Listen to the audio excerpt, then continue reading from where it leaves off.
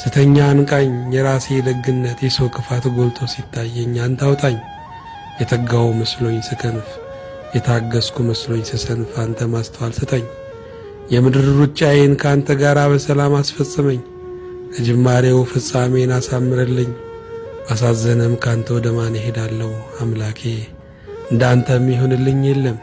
ልባቸውን ደብቀው በአፍ የሚያጫውቱኝ ራሳቸውን ብልህ አድርገው ሊያሞኙኝ የሚሹ የሰውን እንጂ ያንተን የማያስቡ የዛሬን እንጂ የነገን የማይተምኑ ትርፉን እንጂ ኪሳራን የማይቆጥሩ ለላያቸው እንጂ ለውስጣቸው የማይጨነቁ ይበልጽጉ እንጂ እግዚአብሔርንም ሰይጣንንም አመልካሉ የሚሉ ገና ሳይጨብጡ በምኞት የቀለሉ ያደረክላቸውም ብዙ ረስተው ያደረጉልህን ጥቂት የሚያስቡ የምቾት ፍቅር መንፈሳዊ መልካቸውን ያበላሸባቸው አጥራቸውን አስረዝመው ከራሳቸው ውጪ ላለማየት የቆረጡ ትውልዶች እየበዙ ነውና አቤቱ ሆይ አድነኝ።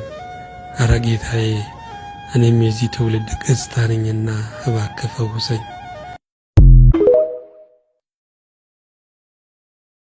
የሽንት ቧንቧ ኢንፌክሽን በሚሸኑበት ጊዜ የማቃጠልና የህመም ስሜት ይሰማዎታል? ለዚህ ችግር መፍትሄው ይኸውላችሁ። በሁለት ርካሽ ግብአቶች ብቻ በቀላሉ በቤቱ ውስጥ ሊያዘጋጁት የሚችሉት መፍትሄ ነው። ይህ በጣም ኃይለኛ ሻይ ነው። ትክክለኛውን አሰራር አሳያችኋለሁ። ይህንን ሻይ ለማዘጋጀት የሚያስፈልገው 3 ፍሬ ነጭ ሽንኩርት ብቻ ነው። ይላጧቸውና ወደ ትናንሽ ቁርጥራጮች ይክተፏቸው። በመቀጠል 1 ሴንቲሜትር የሚያክል የዝንጅብል ቁራጭ ይውሰዱ። እርሱንም እንደ ነጭ ሽንኩርቱ በደንብ ይክተፉት። ሁሉንም ነገር በአንድ ድስት ውስጥ ያስገቡ። ከዚያም 200 ሚሊ ሊትር ውሃ በመጨመር ለ2 ደቂቃ ያህል ያፍሉት። ካፈላችሁት በኋላ በደንብ አጥሉት። ትንሽ ከቀዘቀዘ በኋላ ጣዕሙን ለማስተካከል 1 ማንኪያ ማር መጨመር ትችላላችሁ። ይህንን ሻይ በቀን ከ2 እስከ 3 ጊዜ መጠጣት ይችላሉ። ነጭ ሽንኩርት በተፈጥሮ ባክቴሪያን የማጥፋት ከፍተኛ ኃይል አለው። ዝንጅብል ደግሞ የሰውነት መቆጣትን ወይም ኢንፍላሜሽንን በመቀነስ የማቃጠል ስሜትን ያስታግሳል። እነዚህ 2 ግብአቶች በአንድ ላይ በመሆን ለሽንት ቧንቧው ጠንካራ መከላከያ ይፈጥራሉ።